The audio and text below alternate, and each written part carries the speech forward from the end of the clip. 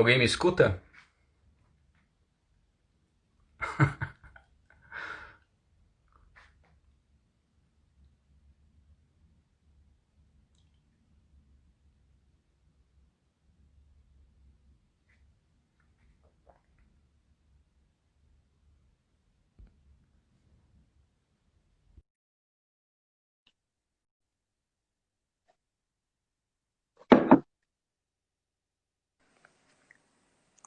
Oi, Oi. tá me vendo? Oh, agora foi. Por que acontece Gente, isso, meu Deus?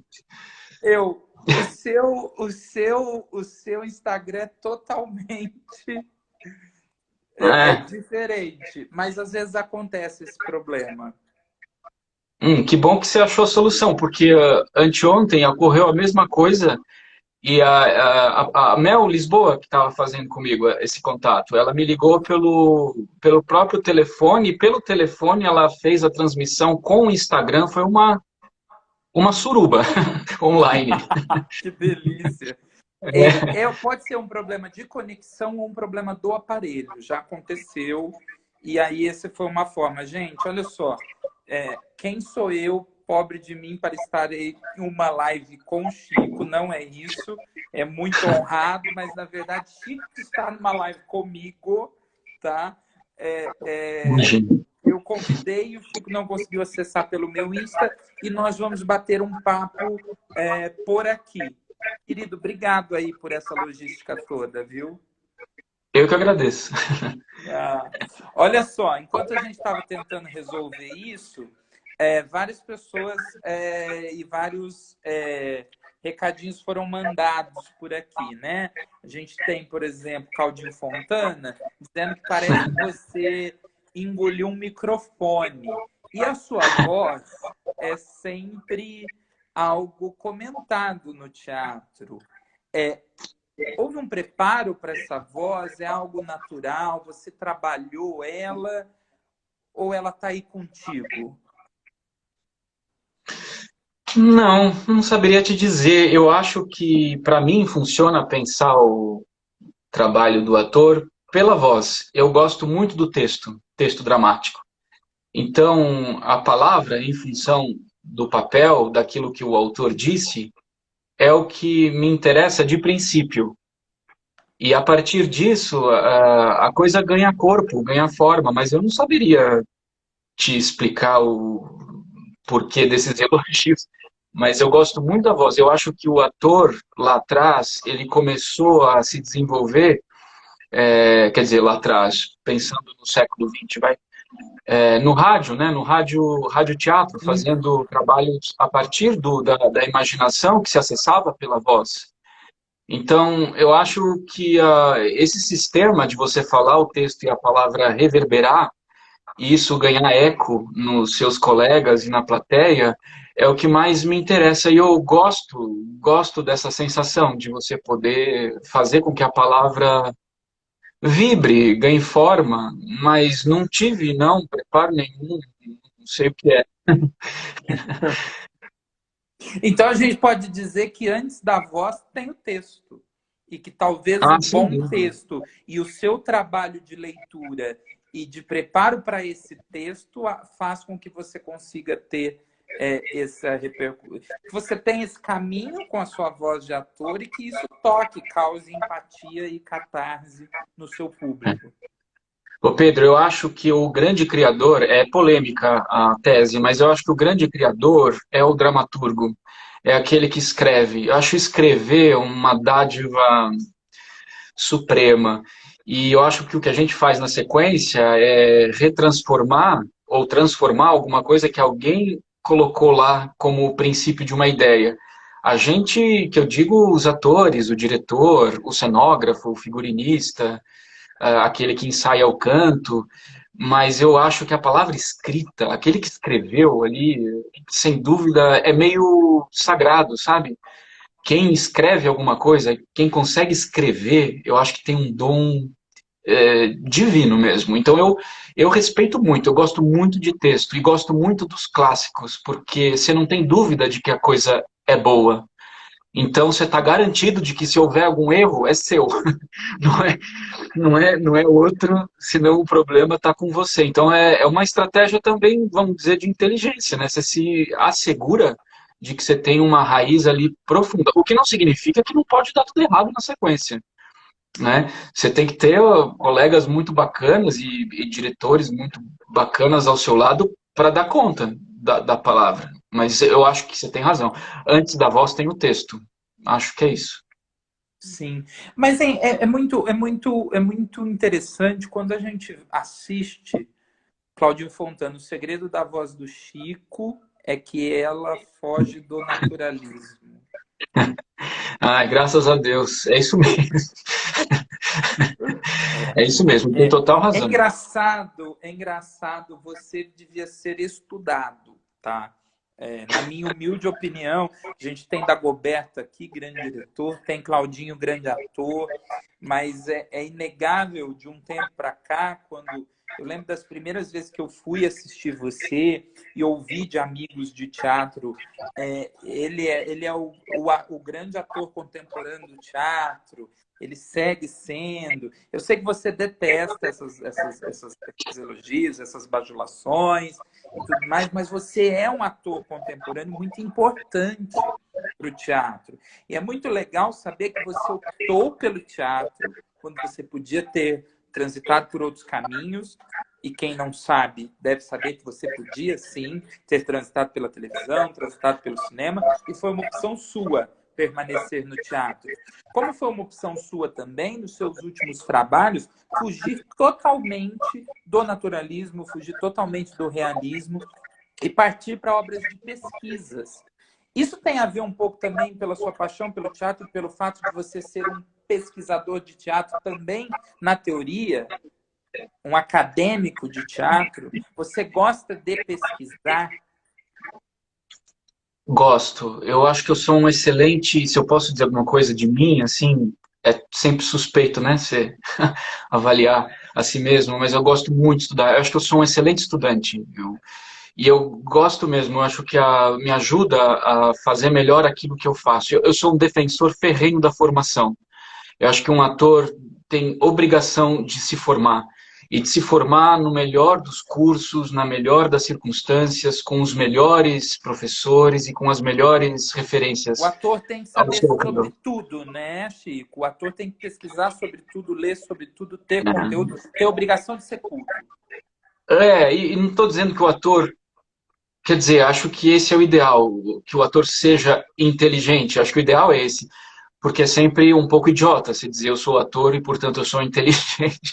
Mas acho que a busca é pela inteligência, o percurso é pela inteligência.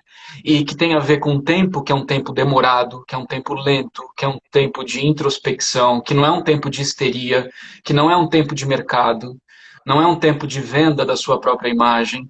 E eu acho que tudo isso não é uma seita, não, entendeu? Não é uma religião, eu acho que é uma estratégia de inteligência. Você fica melhor na medida em que você se resguarda, na medida em que você estuda, para depois você, diante de uma audiência, defender o seu papel, defender a ideia de um autor, a ideia de um diretor. Então, quando as cortinas são abertas, é muito grave o que a gente faz, é muito perigoso. A gente divulga ideias, a gente modifica comportamentos. O ator é um ser perigoso. E a gente não tem mais essa concepção, acho uma pena. E fica um evento de exposição ou um evento que é um mero trabalho qualquer. Eu acho que a função do ator e do artista é muito nobre. E por isso é preciso muito preparo. Então, eu sou um defensor da formação, sim, e eu acho, Pedro, que é, o Ferreira Goulart diz isso, né? A arte existe porque a vida não basta. Essa é a frase dele, né? Eu Sim, falo sim. o contrário. Eu entendo o que ele diz e acho maravilhoso, mas eu falo o contrário. Eu falo que a arte existe porque a vida basta. Basta de vida. Entende? Por isso que eu acho que o teatro tem que ser outra coisa que não a vida. Então, claro, ele é por princípio antirrealista. Imagina, você está num lugar totalmente esquisito, O fantasioso. teatro é a lente de aumento, né? Ele precisa colocar qualquer coisa que seja retratada ali em outra proporção. né? Ou maior ou menor, ou inclusive até tirado dessa lente de aumento e colocado em outro lugar. E você tem total razão. Eu acho que se o teatro não for esquisito, tá errado. Tem que ser uma coisa esquisitíssima. E a despeito da linguagem, pode ser uma linguagem realista, digo, com relação à construção do texto. É esquisitíssimo você abrir a cortina, ter um lustre em cena, um sofá e uma mesa. Né? Ainda que a estrutura do texto seja realista, a gente não pode achar que nós estamos ali reproduzindo a vida. É a vida colocada num liquidificador, concentrada, explodida, enfeitiçada, encantada. Então, eu Todas sempre... as suas palavras fugiram da realidade.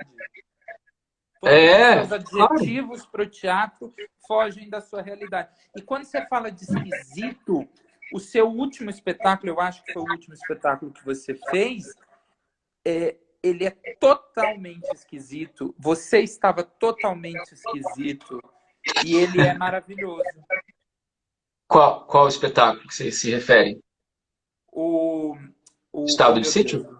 Não. Você fez uma obra com... depois do Estado de Sítio. Herêndira, A, Herêndira. a história Herêndira de foi seu Herêndira último trabalho, não foi? desalmada. Foi o último trabalho. Interpretava uma velha, gorda, fake, com enchimento, com uma maquiagem circense, com uma peruca desgraçada que Tá apertava todo o mundo meu te chamando olho. de esquisito nos comentários aqui, ó. Não é verdade. Há paisanos, uma pessoa normal. Eu sou uma pessoa normal. É só no ofício que eu fico esquisito. Mas a Herêndira, eu tenho, olha, Pedro, eu não posso reclamar, não. Eu tenho feito coisas muito esquisitas e muito legais, que dão margem a isso que a gente está conversando. E eu gosto muito, eu me sinto com vontade de trilhar esse percurso do antirrealismo, do antinaturalismo, porque a vida basta, né? Subir em cena para tentar trazer alguma coisa de mim, eu mal sei quem eu sou. Imagina se eu vou compartilhar com as pessoas aquilo que eu sou, eu sei lá quem eu sou. Espero nunca saber. O ofício do ator é de vestir e desvestir máscaras, contar uma história. Você entrevistou a Inês, né? Eu cheguei nesse instante em que ela falava isso. Você dizia para ela que a voz dela era uma voz maravilhosa porque era aconchegante, fazia com que a gente, né, tivesse a sensação de que ela estava ali contando uma história. E E ela, que é uma abraçando. ela é uma excepcional atriz. E ela disse, claro, em uma certa medida, o ator é um contador de histórias. E é isso, se você conta uma história, você não é a própria história que você conta, certo? Então você tem a função de fazer com que o espectador tenha acesso à história. Isso já é suficiente, isso já é muito emotivo, quente, só que não é a emoção da personagem, é a emoção de um arauto que entra no palco para contar alguma coisa, isso é ancestral.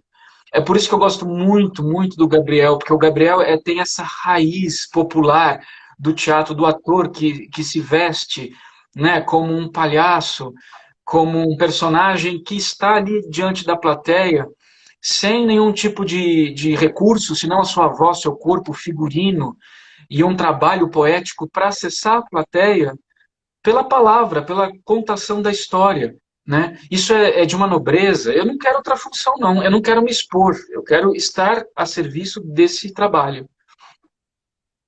Ó, o Cláudio Fontana está dizendo, um ator brilhante é aquele que surpreende a plateia a cada instante. Esse é o Chico. Marcelo Ullmann. Pena que ele é tão agressivo nas redes sociais. Eu espero que seja uma piada, porque Ou não. eu acho que ele se veste de um personagem naquele... Vamos falar sobre isso, só para voltar para o teatro, tá maravilhoso. Para mim é maravilhoso. Eu acho que você poderia montar um espetáculo, um livro, um blog, nem sei se usa mais blog, mas qualquer coisa com seus comentários nas redes sociais, porque é genial, é engraçadíssimo, é surpreendente, é debochado. É onde você despiroca sem magoar ninguém, tem um personagem aí, é uma sátira, porque é muito engraçado e é onde você aceita ser é boba, é simples, é uma brincadeira. Esses tantos comentários e essas tantas criações na rede social.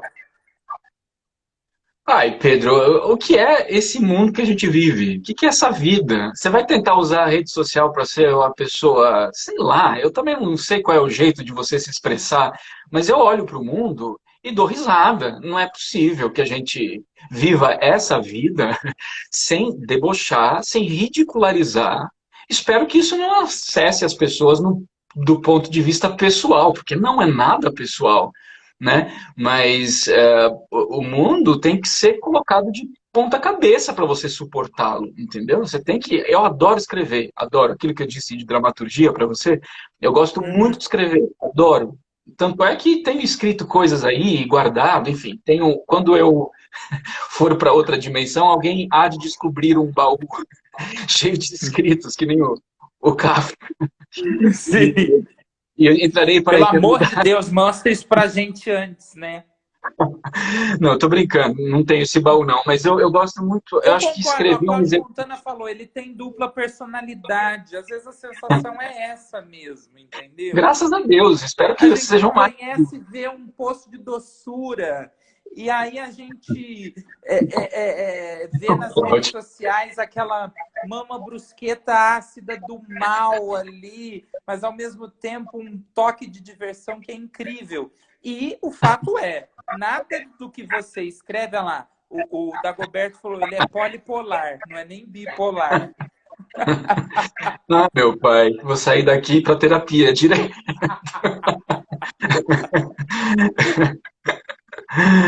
Bom, falamos das redes sociais, eu só acho que assim, ver o que você escreve no Facebook é um programa e eu indico para todo mundo, assim, porque é divertidíssimo, vale muito a pena. Quando você quiser descontrair, quando você não tiver uma frase para postar, você vai lá e rouba uma do Chico, entendeu? Porque é contemporâneo, é do momento e é divertidíssimo. Mas põe as aspas E, e dá o crédito. Foi eu que por disse. favor, por Não favor. fica para ser divulgado esses Pode até aforismos. parafrasear, né, você? Não tem Ah, problema sim. nenhum. Cláudio Fontana perguntou se você prefere ser, se você, o que te, não sei se foi preferir que ele usou, não vou achar o comentário mais, ou gostar mais, mas o que talvez esteja mais latente, o ator, o diretor ou o autor, Chico Carvalho? Não, eu sou ator. Eu sou definitivamente ator e vou continuar sendo ator. Porque eu acho que o ator, pelo menos comigo é assim, é um campo muito grande de solidão, sabe? E eu acho que essa solidão é que pode ser reverberada em alguma força expressiva. Eu acredito nisso. Eu acho que você precisa ter um campo de introspecção. Eu sou assim, eu sou muito. Eu sou recluso. Eu tenho um forte talento para ser monge, por exemplo. Adoraria passar uma temporada plantando alface numa horta, que Você vive depois. bem sozinho? Muito. Eu não só vivo muito bem sozinho, como é fundamental. Eu gosto muito. Não é que eu gosto, acho que eu não tenho outra maneira de comportamento senão acessar a solidão. E não é que eu seja totalmente solitário, gosto dos amigos e preciso deles, claro, e dos relacionamentos todos. Mas eu acho que a figura do ator, porque o diretor precisa coordenar uma equipe, entende? A dramaturgia também é um exercício de solidão, mas eu gosto da função, do ofício de você subir ao palco, dizer alguma coisa e depois desaparecer, sabe? Eu acho que o antes e o depois do palco é fundamental também. Você se preparar para subir no palco, falar alguma coisa e depois ir embora, sumir. Não aparecer em lugar nenhum para no dia seguinte ter força para voltar e fazer a mesma coisa. Esse espaço do bastidor, da sombra, eu acho que é fundamental para você ter alguma réstia de luz possível para que você defenda alguma. Acho mesmo, assim, para ter força de expressão, você precisa ter sossego. Por isso que eu gosto muito de música. A música imanta, né? Música instrumental. A música é um terreno que vai imediatamente para dentro da alma e você não precisa justificar, porque ela tem um outro canal de contemplação. A palavra tem a ver com significado, você pode levá-la para um outro terreno, a música não. Então, a música é um dos exercícios meus de contemplação que... E a leitura também vai nesse sentido, né? Sim. Você, eu acho que a gente chega em uma fase da vida que a gente se dá o direito de algumas coisas. Mudar de opinião, mudar as nossas vontades. Não seria um problema para você revisitar vontades e opiniões e em algum momento, por exemplo, se você sentir vontade, você faria um trabalho audiovisual, um trabalho no cinema, um trabalho documental, um trabalho em um seriado que te despertasse à vontade? Você não teria um Não, problema de tem... retroagir? Não, e na verdade, Pedro, é Nesse mais uma... sentido de não fazer, de optar por não fazer. Aquilo que eu disse para você, escrevi, né, uma mensagem, você havia me perguntado, é mais também uma gozação da minha parte. Eu não tenho feito porque eu não sou convidado. Às vezes que me convidam para algumas coisas, eu digo que eu não sei fazer. Eu não sei fazer. Quando é uma coisa assim, meu bem, me passe o suco de laranja, eu não sei fazer. Eu não sei falar, meu bem, me passe o suco de laranja. Essa cena de café da manhã, de novela das 9, eu não sei fazer. Isso me dá uma aflição, porque, primeiro, a pessoa vai encontrar uma pessoa melhor que eu que faça isso. Segundo, eu vou sofrer, porque eu não sei lidar com isso. E eu acho que isso é um problema. Se eu soubesse fazer essa cena do café da manhã, eu estaria mais rico. É que Mas eu não sei. você foi para novela. A gente tem a gente tem obras no cinema e audiovisual séries que transitam por essa loucura. Então, Não, sem diretores de dúvida. seriado e de cinema têm que te chamar para... Você tá super pronto para fazer um vilão de filme da Marvel, de super-herói, de coisas Ah, que enlouquecidas, maravilha. lunáticas e... Para te dar um exemplo, por exemplo, o Luiz Fernando Carvalho, que fez Hoje é Dia de Maria, Capitu, Os Maias, A Pedra do Reino. Eu acho esse diretor de cinema um gênio incalculável, que passou pela televisão. A única coisa que eu fiz na televisão foi com ele, foi Esperança, foi uma novela das 9. Foi muito legal. Repetiria 200 vezes o que aconteceu. Era uma novela de época, o personagem que eu fazia era um estudante de direito do Largo de São Francisco, na época da queima do café, lá do Getúlio Vargas, da época da Revolução de 32, São Paulo. A gente ia para a guerra, explodia. Era um negócio absolutamente teatral. Ele filmava com uma câmera, não tinha estúdio, corte. Era cinema, praticamente. Agora, essas minisséries que ele fez, Hoje é Dia de Maria, Capitu, são absolutamente geniais do ponto de vista antirrealista, antinaturalista, e são obras-primas de arte que faz com que o espectador pense, tenha que trabalhar a sua imaginação. Não é a tia Teresa que fica fazendo crochê no sofá de casa, aí bota a personagem ali com um violino no fundo para fazer chorar e ela chora, como acontece nos melodramas mais pastéis da televisão, E porque que muitas isso vezes ela não tira o olho do tricô, né? Ela tá, às vezes... é, e Pedro, assim, tem que me convencer mesmo. Tem que me convencer. Eu cheguei nessa petulância. O que eu faço, tenho feito no teatro, graças às pessoas com quem eu encontrei, são coisas que eu tenho um maior orgulho e são coisas muito legais e muito potentes. Eu posso dizer isso. Eu tenho sorte de encontrar pessoas muito boas, de talentos, né, com trajetórias muito mais extensas e valorosas que a minha. Então, o campo do teatro, para mim, é um campo de trabalho, de estudo, de atenção para pessoas que eu respeito muito e que trabalham com uma linguagem que me interessa. Então, eu não tenho problema nenhum em fazer só isso até o final da minha curta existência.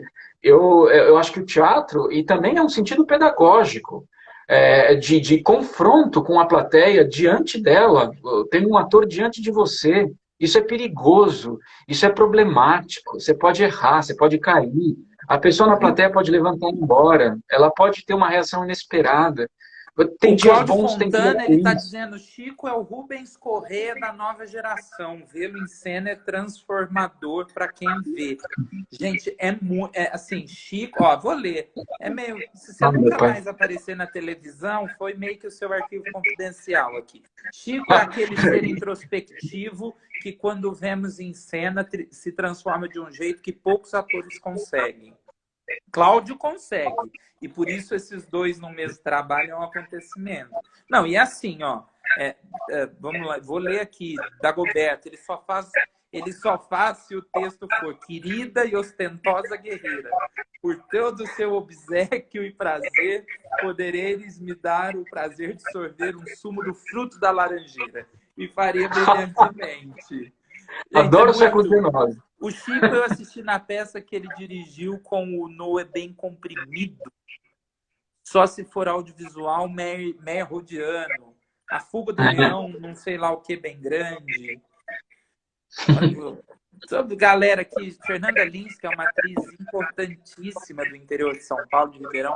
Chico, mas você tem material humano para trabalhar? Olha, respeito, palavra mágica. Chico, queremos ouvir você. E é isso, né? É incrível esse lugar que você buscou e se colocou e galgou e que a gente tem que pedir para todos os diretores de audiovisual, de cinema, que se quiserem tragam papéis assim. Mas olha, também foi uma maneira de me expressar, né?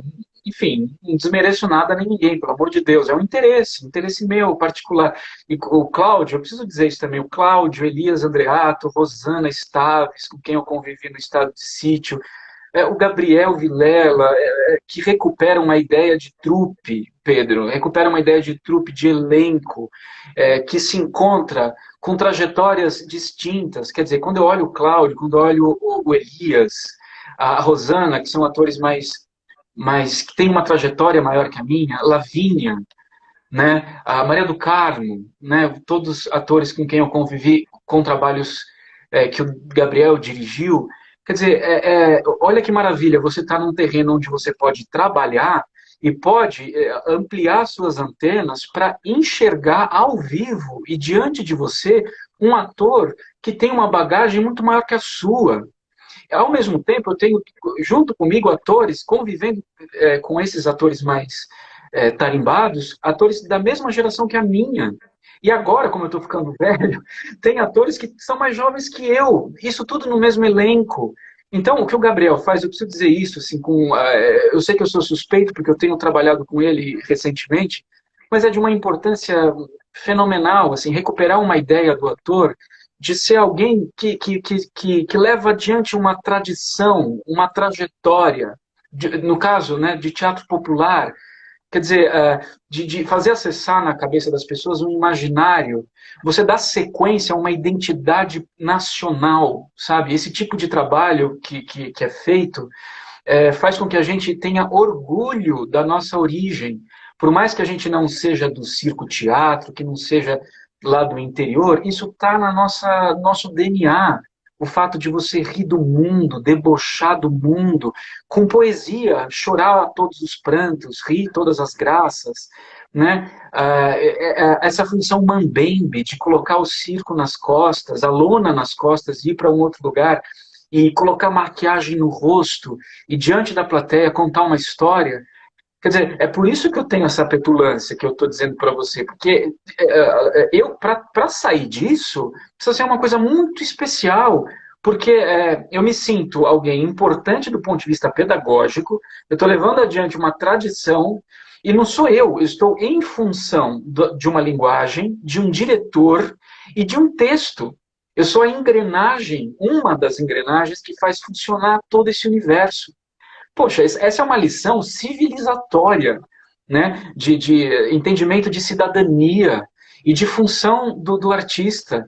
Então eu preciso dizer isso, porque eu pareço, né, nas redes sociais, as pessoas estão dizendo aí, uma pessoa muito petulante, né, entrancada numa torre de marfim, mas na verdade eu sou muito grato a essas pessoas que são muito maiores que eu, né? E graças a Deus que seja assim, porque para que a gente tenha um certo campo de individualidade, você precisa estar cercado dessas pessoas competentes.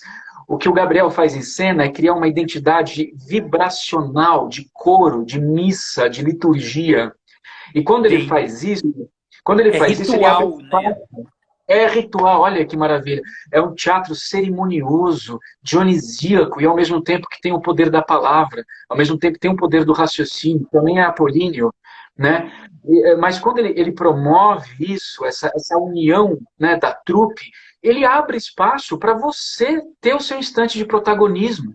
Então, olha o que ele está falando para nós enquanto sociedade. Ele fala assim, enquanto agentes poéticos, olhe para o seu entorno. A questão não é o seu umbigo. Nós não vamos para lugar nenhum se a gente for o tempo inteiro olhar para quem somos nós, para defender a nossa vida, a nossa história. Não, é para além, é para fora, é para o outro, é diante do outro. Então eu sou muito grato a essas pessoas todas, porque eu só consigo desenvolver alguma coisa porque, e acho que isso tem a ver com formação, viu, Pedro? Aquilo que você me perguntou. Porque quanto mais você vai estudando, você vai percebendo que você é um Zé Mané, do ponto de vista daquilo que você tem a dizer para o mundo. Você tem a dizer alguma coisa, mas vai saber o que é. Você fica atento ao que está ao seu entorno. E aí você se agarra a gente competente. Essa é a esperteza, né? Então, eu devo muito. Quem assistiu, vou dizer isso aqui de uma forma clara, quem assistiu Romeu e Julieta, que o Gabriel dirigiu com o Galpão, Que nós não saiu comentamos a com a mesma Inês. pessoa. Aquilo Não, lá é um marco do teatro. é um marco histórico do teatro brasileiro, inclusive em um momento onde a gente tinha uma crítica teatral que dizia que nós não poderíamos fazer Shakespeare, que nós não conseguiríamos nem nos apropriar do texto do Shakespeare, porque não era próximo de nós, que nos mandou fazer Ariano Suassuna, não desmerecendo, porque Ariano é tão incrível quanto Shakespeare. E aí vem o Gabriel e coloca o Shakespeare numa brasilidade enorme na criação dele com o Galpão, e cria-se um dos espetáculos mais importantes para a história do teatro brasileiro. Claro, porque entende, né, uma mente brilhante e genial como a dele, entende que Shakespeare é universal. Sendo universal, ele é nosso. Sendo nosso, ele é Arthur Azevedo, ele é Dercy Gonçalves, ele é Procópio Ferreira, ele é popular. Shakespeare é absolutamente popular. E aí ele faz uso do imaginário dele para encantar as pessoas. A palavra é essa, é um teatro de encantamento, de liturgia. Uma pessoa que passa por esse filtro, Pedro, ela não é mais cooptada. Ela não é mais cooptada por poder nenhum. Olha a função do teatro E é como é importante. maravilhoso o Gabriel conseguir continuar fazendo isso quando a gente contrapõe ao estado de sítio, que foi o último trabalho dele. Você E também fala. outra coisa que precisa ser dita, a gente precisa dizer isso, né? Porque ninguém consegue escrever isso e reafirmar de uma forma que a mudança ocorra. Em qualquer país civilizado do mundo, o Gabriel e outros diretores, mas no caso esse, o Gabriel, ele seria patrimônio do Estado, patrimônio público, ele seria amparado pelo Estado, porque ele é, né, a, o resumo de uma identidade cultural. As pessoas dizem aí, chega de mamar nas tetas do governo, né? Seria uma Os companhia artistas. pública, né? Mas não entende que nós não mamamos na teta do governo nenhum. O artista é a própria teta do Estado, entende? O artista consolida um entendimento de identidade. Sem identidade você não tem história. Sem história você não tem imaginário. Sem imaginário você está à mercê das piores das ditaduras. Que é o que a gente está vendo aí hoje, essa histeria nazista, porque está todo mundo sem consciência a respeito daquilo que nós somos enquanto povo, enquanto nação. Se é que um dia fomos uma, né? Acho que fomos. Isso vai passar. Mas a função do artista é essa. Ele relembra para nós de onde viemos. Se você sabe de onde você veio, você não é levado para qualquer lugar, né? E é uma função de levar adiante uma história. né? Uma história que faz parte do nosso DNA. Então, é uma tristeza dizer isso, mas em qualquer país do mundo civilizado, os artistas, como Gabriel, seriam sustentados pelo poder público, porque é dever de um Estado, né, fazer com que essas pessoas Porque estejam aí seriam como... agentes de transformação de uma nação. Óbvio, óbvio. Estado de Sítio, Peer Gynt, Boca de Ouro, A Tempestade, Macbeth, As Rainhas do Orinoco, Romeu e Julieta, enfim, se eu esqueci de alguma, Écuba, todas as obras do Gabriel seriam agentes de transformação de uma nação fora daqui. Pena Todas, que não... todas são.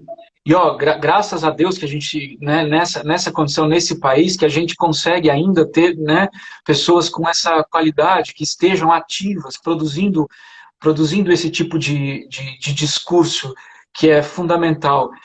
Eu lembro, Pedro, como comentário aí da primeira vez que eu fiz eu fiz 4 peças com o Gabriel. A primeira foi A Tempestade. E para mim era tudo muito novo. Embora eu conhecesse como espectador, eu fazia o Ariel. E era no Tucarena. Então, aquele palco, uma arena completa e a plateia em todos os Sim, cantos. sim, sim, sim, sim.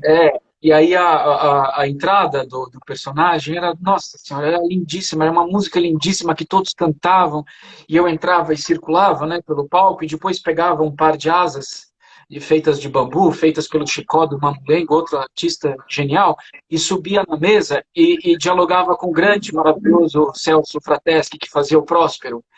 E nesse diálogo eu girava também na mesa. Quer dizer, a gente fazia giros para contemplar cada gomo da plateia.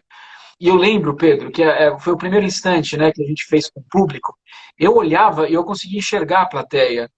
E a plateia, a reação da plateia, a peça tinha acabado de começar.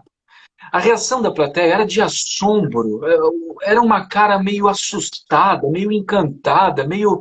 O que está acontecendo diante de nós? Porque era tudo muito esquisito, muito poético, muito cantado. Eu nunca tinha passado por isso antes. Eu achei que tinha alguma coisa errada comigo, que eu tinha alguma pluma errada no figurino, porque o olhar da plateia era de olhos esbugalhados, sabe? Para tentar entender, decifrar o que era aquele espetáculo diante, né?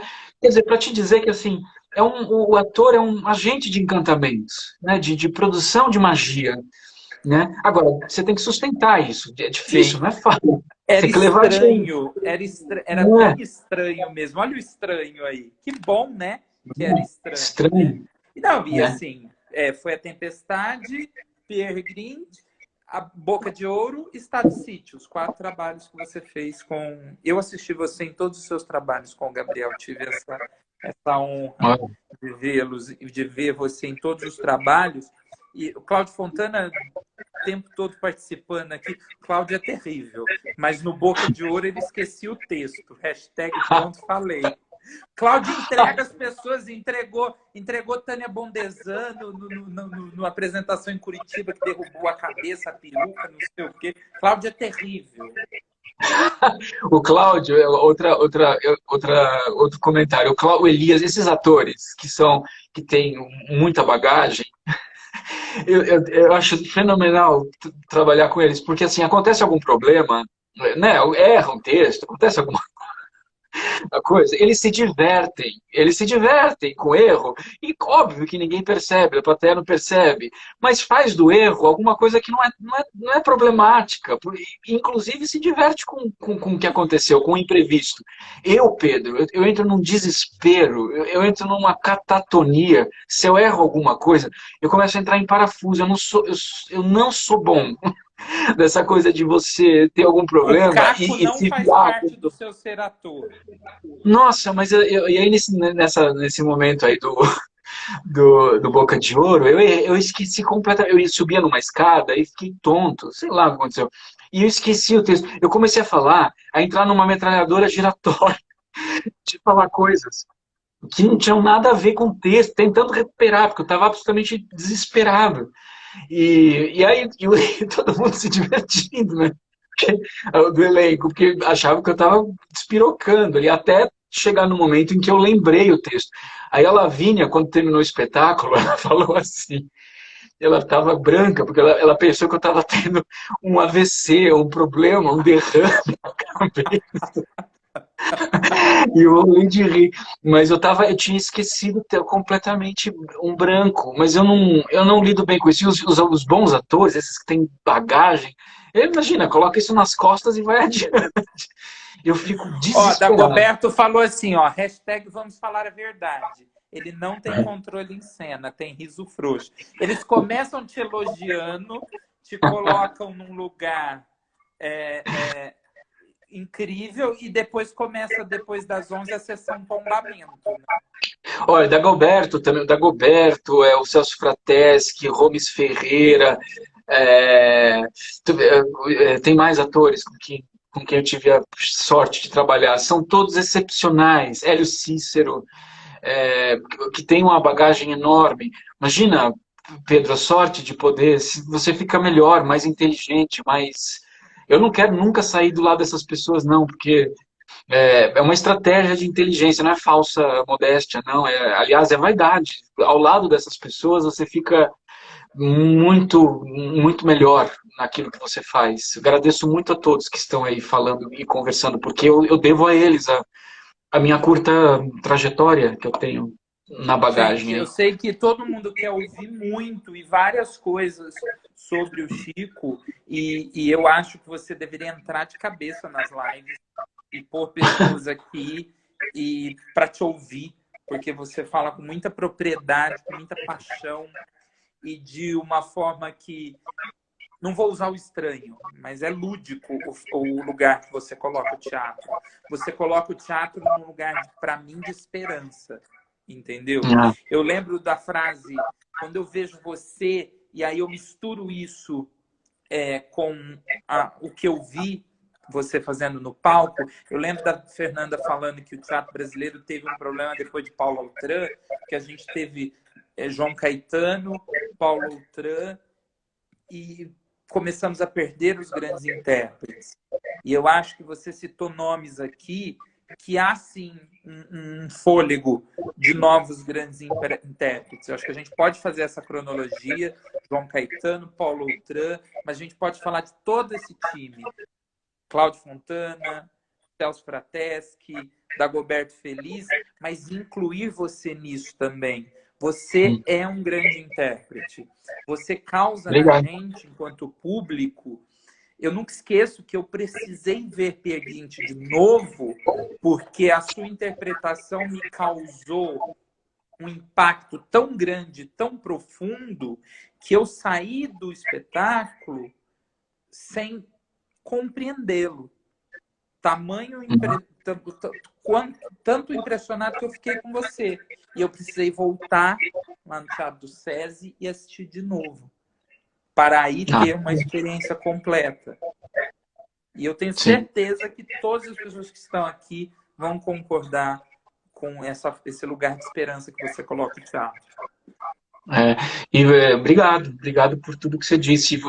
Já que, né, a gente se encaminha talvez para o término, e uma coisa que é preciso dizer, Pedro, que o que você falou no início lá, tem que se investir na formação. Se há alguma coisa que é mais grave nesse momento, é o discurso público. O ator é um ser público, é um ser que entra na praça e de posse do seu material vocal, expressivo, defende uma ideia que pode transformar as pessoas, uma pessoa que seja na plateia. Talvez o fato da gente estar vivendo um momento muito difícil seja o fato de que a gente perdeu o olhar para essa função de um agente público. E você precisa estar muito preparado para isso, para ter esse ímpeto, né, diante de alguém falar alguma coisa. Não é por isso que eu tenho certa resistência às coisas eletrônicas, talvez. Porque aí você está protegido por uma mídia, por uma... E aí, por mais que a coisa seja potente, ela não tem o mesmo impacto que uma... Né, que uma plateia, né, que a presença do corpo humano diante do outro.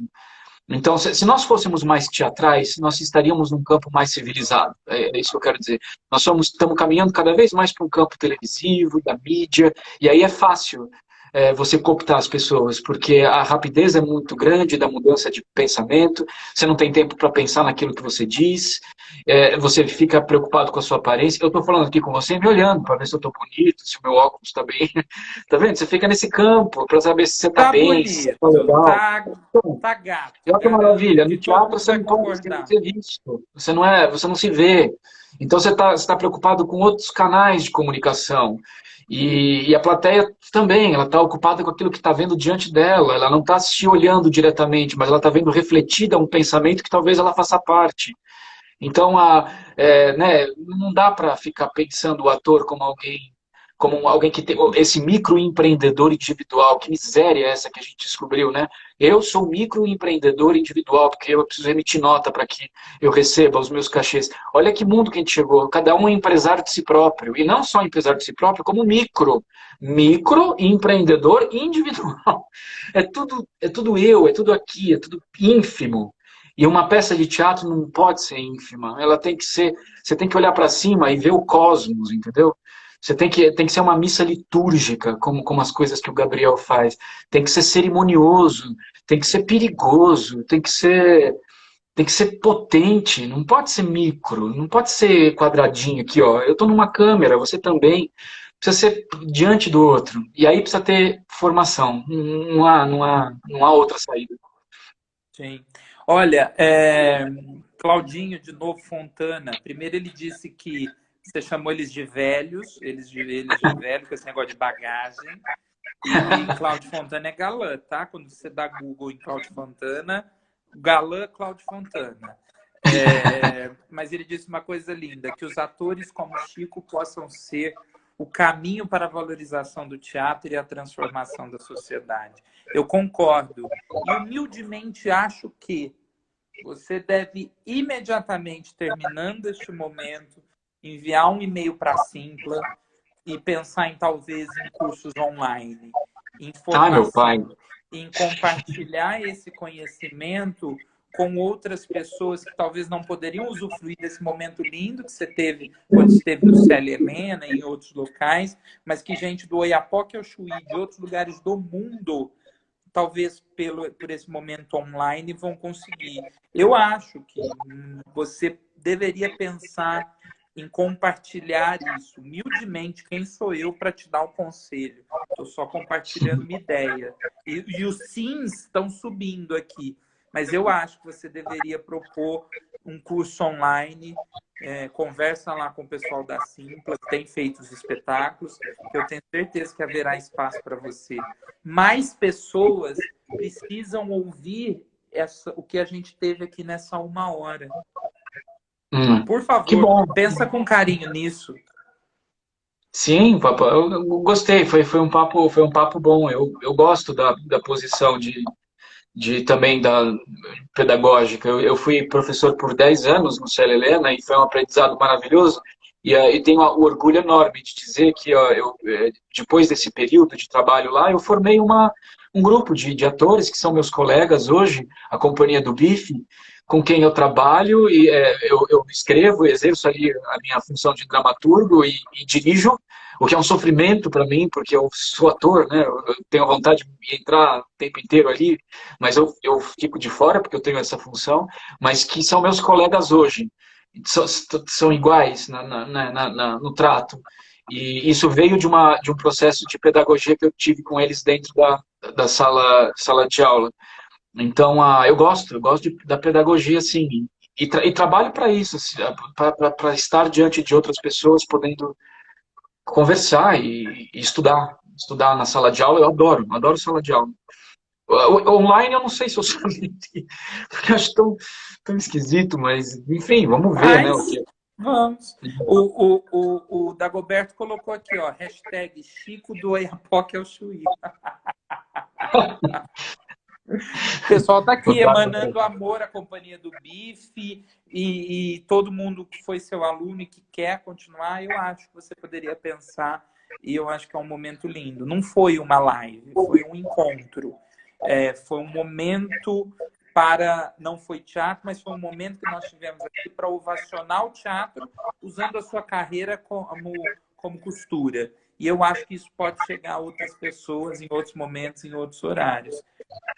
Pelo amor de Deus, só me fala de que foi o que mais rodou aqui. Se cair a live, não tem problema.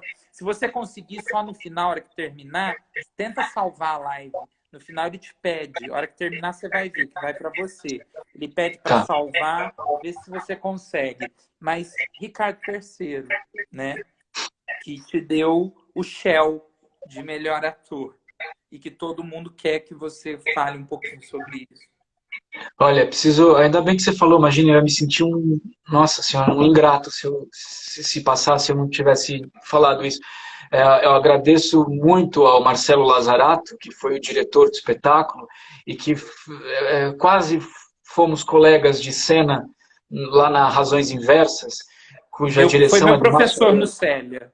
O Marcelo Lazarato é maravilhoso, e o Márcio Aurélio, meu grande professor da Unicamp e grande diretor, né, amicíssimo do Cláudio, do Gabriel também. Tá vendo? Olha, eu sou muito grato, viu, Pedro? Porque essas pessoas são pilares, assim, na minha trajetória. E o Marcelo e o Lazarato confiou, imagina, o Lazarato confiou o personagem para que eu fizesse, porque lembrava lá de um momento que a gente havia se encontrado no passado e achou que eu poderia desenvolver um trabalho interessante. E bati lá na porta dos produtores, que não me conheciam, essa cara aqui, magro, peso 60 quilos, e dizendo, olha, sou eu. Ele pediu para que eu fosse lá me apresentar para os produtores. Eu falei assim, mas Lazarato, o que eu vou dizer para eles? Eu não vou chegar fazendo uma cena, eles queriam me ver. E quando me viram, né, acredito que houve um certo, não um descrédito, mas assim, como é que vai fazer? Porque Ricardo III é um bufão, é um monstro. Né? Como é que se... Eu, aparentemente, não tenho essa fisionomia. E aí agradeço aos produtores também, ao Alexandre Brasil e ao Eric Busoni, e junto com o Marcelo Lazarato, que acreditaram nessa empreitada. Mas nós nos olhamos, eu e o Marcelo Lazarato, e a gente entendeu na hora o que era para ser feito, no primeiro dia, que foi a seguinte questão. O Ricardo III só dá certo, essa foi o nosso papo, se ele for um palhaço, se ele for um bufão, se ele puder fazer o que ele quiser diante da plateia, no sentido de organizar o seu discurso em direção aos planos maléficos dele. Então, foi um trabalho muito legal, porque era um ator fazendo diante da plateia o Ricardo III. Às vezes as pessoas me perguntavam, quem é Ricardo III? Como é que você faz para fazer Ricardo III? Conta a história do Ricardo III. Eu não sabia responder nada porque eu estava tão ocupado em fazer, em propor aquela história, que me sobrava pouco tempo para saber se ele era York ou Lancaster, qual família ele pertencia. Quer dizer, qual é a gênese do personagem. Eu lá sabia qual era a gênese, porque era um palhaço tentando lidar com as laranjas que jogavam para cima dele para poder fazer malabarismo. Mas a Então, era função um... do ator é essa, é recriar, e você recriou o Ricardo III. Não, eu também acho, e assim, eu tenho a presunção de dizer o seguinte: se você for querer dar a sua versão de Hamlet, de Ricardo III, de Julieta, se você, ator, for querer dar a sua versão, o Shakespeare te amassa, porque a Julieta não é uma pessoa jurídica. Ela é a concentração do amor, do precipício. O Ricardo III é a concentração de tudo que há de ruim no ser humano. Ele não é uma pessoa, ele é um conjunto potente de tudo que há na humanidade. E não só da malignidade, mas também da empatia. Ricardo III é maravilhoso, ele é engraçado, ele é malicioso. Então ele é tudo junto. Então se você estiver preocupado em construir esses sentimentos, ele não existe, porque Ricardo ele é tudo III, ao na mesmo tempo. atualidade, teria milhões de seguidores. No Imagina! sentido de seguir, de estar atrás dele, de Nossa, compadecer da ideia. Por que saiu de cartaz, né? Poderia estar fazendo amanhã essa peça, que na hora as pessoas entendem do que está falando. Falso religioso, Pedro. O Ricardo Tessê tem uma cena que ele pega a Bíblia na mão e recita uns versículos. O cara é o pior dos assassinos e diz que tem Deus no coração. Alguma correspondência com a realidade. É pouca bobagem, né? Mas Né? é isso. Tá vendo a importância do teatro? Se você esclarece para as pessoas, de um ponto de vista poético, a enrascada que é ser humano, a enrascada que é o homem diante de um teatro maior chamado mundo, fora do teatro, ela não é mais cooptada por essas figuras que são também personagens. Você fica mais atento diante da vida se você consome poesia, entendeu? Sem ser didático, no pior sentido da palavra, mas produzindo encantamento. Você produz encantamento, você é pedagógico. E você torna problemático o poder vigente, porque aí ele passa a ser pressionado. Você não bate mais palma para maluco, entende? Essa é a função da arte, a função do teatro. Por isso que nós somos os primeiros a sermos silenciados e os últimos a voltarmos à ativa. Sim. Porque esse povo aí sabe disso, né? Só o teatro abre horizontes. Só o teatro tira a tapadeira social. O teatro, É, teatro torna o teatro ele torna o espectador, o público, o ser humano o cavalo solto no pasto sem a tapadeira. O cavalo ele só é regido porque ele só vê um caminho, né? E o teatro, a arte, a cultura é o único caminho para a gente tirar essa tapadeira do humano e dar a possibilidade dele optar por qual caminho transitar. é. O problema do Agora, Brasil não é que nós temos pessoas transitando pelo caminho ruim. O problema no Brasil é que as pessoas não têm oportunidade de escolher por qual caminho transitar. Muitas sem dúvida. delas só têm esse caminho. E Pedro, agora que você, voltando, fazendo uma costura ao início, que você me perguntou da voz, né? Quer dizer, talvez isso esteja. Nossa, eu dei uma regurgitada aqui. Talvez isso esteja também na construção própria do texto. Se você pega lá o Shakespeare, ele tem uma melodia não, ele tem uma sistemática de respiração que está no texto. Então, se você se cerca desses grandes poetas, você inevitavelmente é treinado para ter um pulmão e uma respiração que é diferente da respiração que você usa para pedir um café na padaria. Entende?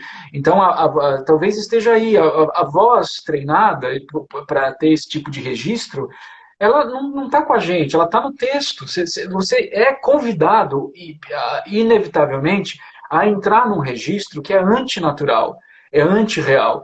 Nenhum naturalismo dá conta de Shakespeare. Nenhum.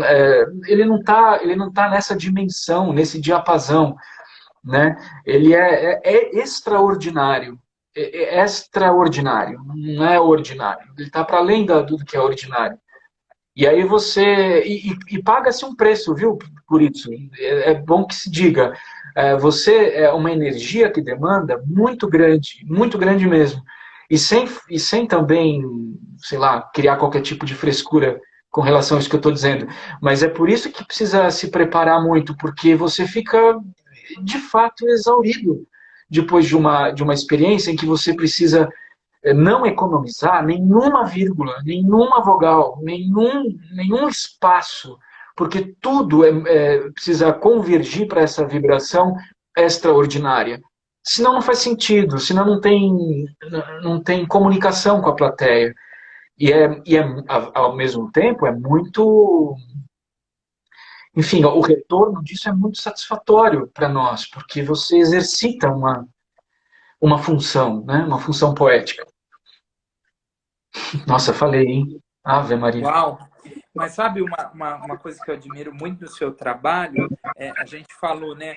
O texto vem antes, passa pela voz, a modulação dela, mas é inegável o corpo de ator que você criou e o corpo que você cria em cena, que tem uma partitura, que também não é a forma como você caminha com a Cacilda na rua, quando podia caminhar, e também o respeito que você tem pelas divisões do teatro.